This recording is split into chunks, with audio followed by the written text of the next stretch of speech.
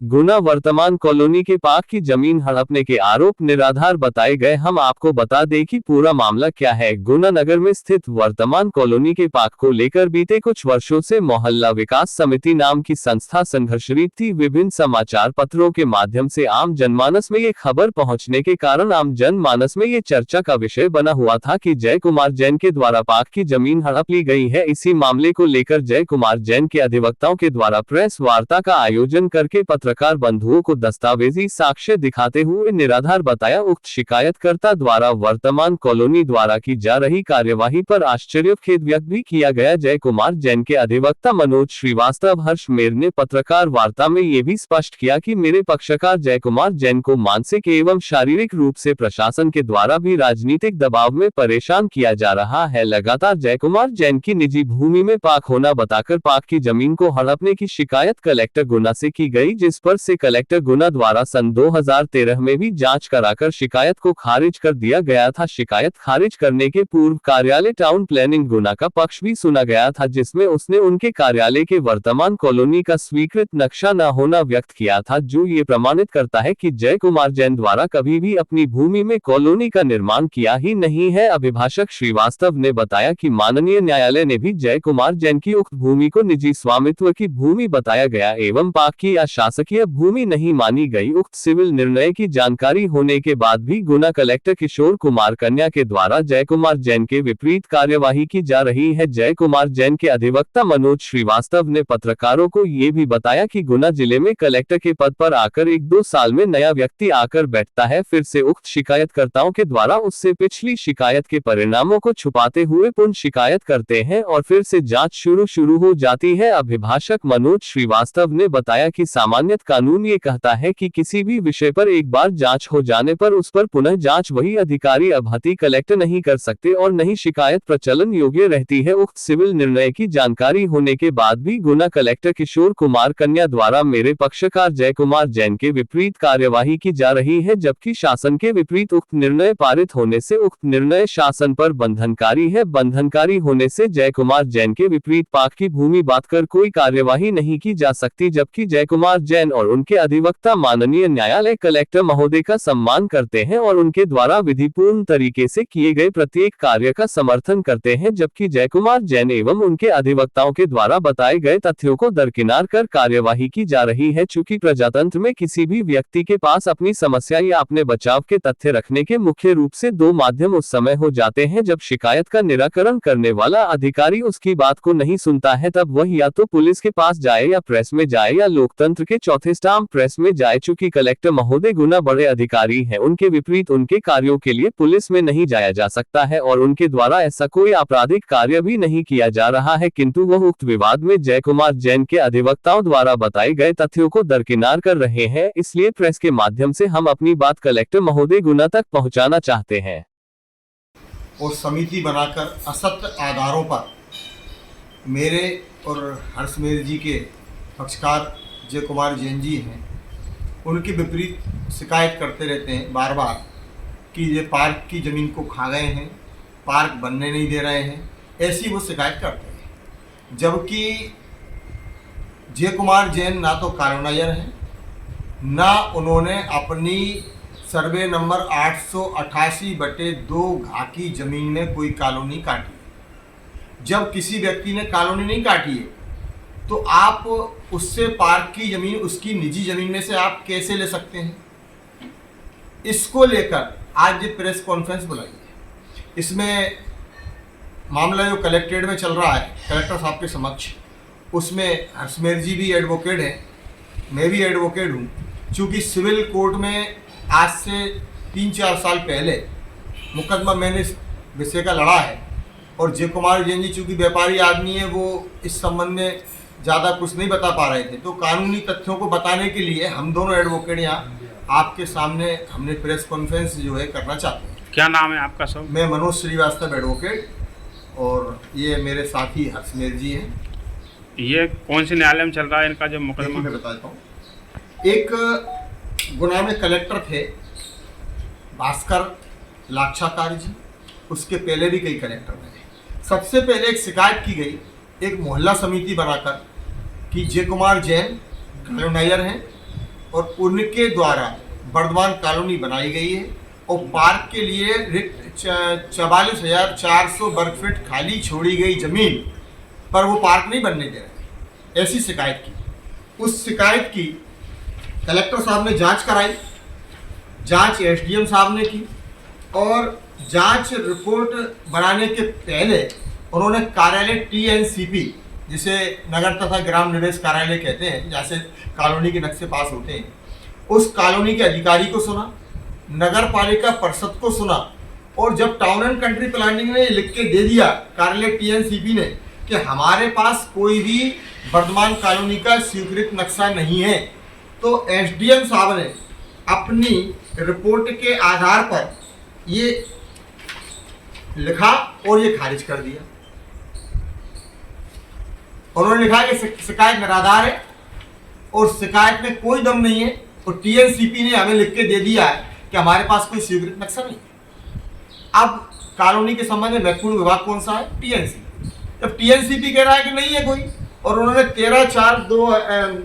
5/4/2013 को शिकायत खारिज कर दी कलेक्टर साहब ने। जब एक विषय को एक बार सुना गया तो फिर दोबारा से आदमी शिकायत लेके पहुंचेगा तो उस विषय पे दोबारा से शिकायत वही अधिकारी नहीं सुनेगा। तो अब आप क्या चाह रहे आपको हो? कोई शिकायत वरिष्ठ पे आई है, अब लगातार लोग करते रहे। शिवानी रेकबार एसडीएम थी वो और कुमार पुरुषोत्तम कलेक्टर साहब भी थे और भास्कर लाक्षाकारी भी थे। उस समय फिर से कार्रवाई शुरू हो गई तो हमने माननीय न्यायालय में एक मुकदमा इस जमीन को लेकर लगाया और उसमें हमारा विषय ये था कि ये हमारी जमीन जो है इसको ये पार्क की बताते हैं और ये पार्क की भूमि ना होकर हमें हमारे निजी स्वामित्व की है और हमें इसका मालिक घोषित किया जाए और ऐसा हमने दावा लगाया। तो ये दावा जो है 231/2017 प्रकरण क्रमांक पर चला, ये इसकी कॉपी है, ये चला इस पर और ये सचिन कुमार घोष साहब थे सप्तम जिला न्यायाधीश, छोटे न्यायाधीश के नहीं, जिला न्यायाधीश का चला मामला। जिला न्यायाधीश ने तय कर दिया कि जमीन के हम मालिक हैं और पार्क की जमीन नहीं है। जब जिला न्यायाधीश ने तय कर दिया है तो सिविल न्यायालय का फैसला किसी भी राजस्व अधिकारी पर बंधनकारी, तो कोर्ट से बड़ा कोई नहीं होता, कोई राजस्व का अधिकारी बड़ा नहीं है। इसके बावजूद भी फिर शिकायत की जा रही है और वर्तमान कलेक्टर साहब उस शिकायत को सुन रहे हैं। तो हमने कलेक्टर साहब को ये बताया हर्षमेर जी उपस्थित होकर कि सर आप इसमें चूंकि पहले जांच कर चुके हैं, न्यायालय का फैसला हमारे पक्ष में, ऐसी स्थिति में आप इसको नहीं सुन सकते और एक सीपीसी के अंतर्गत धारा 11 में प्रोविजन है, अगर कोई मैटर एक बार डिसाइड हो गया किसी जमीन से संबंधित, वो मैटर दोबारा से नहीं सुना जाएगा। तो हर्ष भाई ने एक धारा 11 का आवेदन कौन सी तारीख को दिया आपने? 19/8 को एक आवेदन पेश किया और आवेदन में उन्होंने कहा कि आप उसको निरस्त कर दें प्रकरण को, चूंकि आवेदन देना हमारा काम है किंतु उस पर से सुना नहीं जा रहा। अब जब आवेदन दिया, प्रकरण चल रहा है और कलेक्टर महोदय ने कुछ बिंदु तय किए कि इस पर से जांच करें SDM, town and country planning और नगर पालिका परिषद, इनकी एक समिति बनाई। तो जब जांच होगी तो जांच में दोनों पक्षों को सुना जाएगा और जो कलेक्टर साहब ने 5 बिंदु तय किए हैं वो कौन कौन से किए बताना दीजिए। ये 5 बिंदु कलेक्टर साहब ने तय किए थे, ये बता दीजिए। 5 बिंदुओं पे ये कलेक्टर जांच प्रतिवेदन चाहा गया था, लेकिन जांच प्रतिवेदन इसके उलट कुछ और ही कहानी कहता है, जिसकी कॉपी भी हम लोगों ने निकाली। ये आप देखें, ये कलेक्टर साहब की ऑर्डर से ये 5 बिंदु लिखा है, ये 5 7 बिंदु। जब आप क्या चाहते हैं अपने पक्षकार को? हमारा कहना ये है कि जब सिविल कोर्ट ने निर्णय दे दिया है और हमारी निजी स्वामित्व की जमीन मान ली है और एक वो दस्तावेज जिसमें क्या, जब कोई मुकदमा चलता है तो उसके लिए वाद प्रश्न बनाता है कोर्ट और वाद प्रश्नों पे आधारित ही निर्णय पारित करता है। तो कोर्ट ने 5 वाद प्रश्न बनाए थे, उसमें वाद प्रश्न क्रमांक 2 जो था वो उसमें साफ तौर पर ये लिखा है कि उक्त भूमि ये लिखा एक ये बात देखना, ये मैं आपको बता रहा हूँ, ये बात 2 नंबर वाला जिसको मार्कर से मैंने मार्क किया, इसमें सचिन कुमार घोष साहब ने ये बात प्रश्न बनाया, क्या बादग्रस्त भूमि पार्क की भूमि होकर शासकीय भूमि है? तो शासन अपना पक्ष नहीं रख पाया, ऐसा कोई दस्तावेज कोर्ट में पेश नहीं कर पाया कि जमीन पार्क की शासकीय हो, तो फिर कोर्ट ने लिखा है कि प्रमाणित नहीं है कि ये भूमि शासकीय भूमि या पार्क की भूमि है। जब कोर्ट ने ये 2020 में 17 में लगाए गए प्रकरण में निर्णय कर दिया, तो फिर उसी विषय पर बार बार मेरे पक्षकार को प्रताड़ित क्यों किया जा रहा है प्रशासन के द्वारा। कल तो कोई भी किसी की शिकायत लेके पहुंचेगा, और जो व्यक्ति शिकायत कर रहे हैं उनके पास कोई नक्शा असली नहीं है। जब नगर पालिका परिषद कह रही है, कलेक्टर साहब को वो अपने टीएनसीपी कार्यालय बता रहे हैं कि हमारे पास कोई नस्ती में नक्शा नहीं है, स्वीकृत जो नक्शा है, तो फिर इनके पास प्रमाणित कॉपी कहाँ से आई? कोर्ट में आके कहा है कलेक्टर साहब के वकीलों ने और नगर पालिका के अधिकारी ने। मतलब जो नक्शा है वो फर्जी है, फर्जी नक्शा है, कूटरचित नक्शा है, क्योंकि किसी भी दस्तावेज की सर्टिफाइड कॉपी जब दी जाती है जब उसका असली रिकॉर्ड होता है। जब असली रिकॉर्ड ही नहीं है, कोर्ट में कह चुके हैं मैंने, जैसा कि आपको बताया, इसमें ये आप देखें कलेक्टर साहब आवश्यक पक्षकार है, इसमें नगर पालिका परिषद है। जब आवश्यक पक्षकार थे तो उन्होंने लिख के दिया है कि हमारे पास कोई नक्शा नहीं है, तो फिर अचानक ये नक्शा आ कहाँ से गया? नक्शा जिन लोगों के पास है, मेरा ये कहना है उसमें कि नक्शा फर्जी है, कूटरचित है, और इन्होंने बनाया, इसके लिए तो पुलिस मुकदमा FIR दर्ज होना चाहिए। और इतना ही नहीं है, जय कुमार जैन जी ये बैठे हमारे, इनके भूखंड पर एक जो आंदोलन में शामिल है उस व्यक्ति ने कब्जा किया था, उसके संबंध में बताएंगे वो व्यक्ति भी है, बताएं आप जरा। मामला है आपका? मेरा मामला ये है कि एक चैनसिंग घर किराया करके एक व्यक्ति ने मेरे प्लाट पर कब्जा कर लिया था, जिसने न्यायालय के द्वारा है ना तो खाली कराया गया। तो उस लोग से वो उससे मुझे बदला लेने के लिए कि पार्क का मैटर उठाकर मुझे परेशान किया जा रहा है। क्या नाम है आपका सर? मेरा जय कुमार जैन। FIR बता दो, FIR कटी उनकी FIR भी कटी है, और वो लोग जो उनको है ना बंद होना चाहिए, वो हमारे आगे पीछे घूमते हैं, हमको डराने धमकाते हैं हमारे लिए, और शासकीय आदमी कर्मचारियों के साथ रहती हैं, अधिकारियों के साथ रहती हैं, जिसके जो को फोटो के साथ ये FIR काटी गई है। अच्छा तो आप हमारे विरोध में न्यायालय भी जाओ, न्यायालय न लगेगी इस बात के लिए। मतलब न्यायालय ने निर्णय सुना दिया आपके फेवर में? हमारे फेवर में 2020 को हुआ, फिर 2022 को आया हमारे पक्ष में हमारा।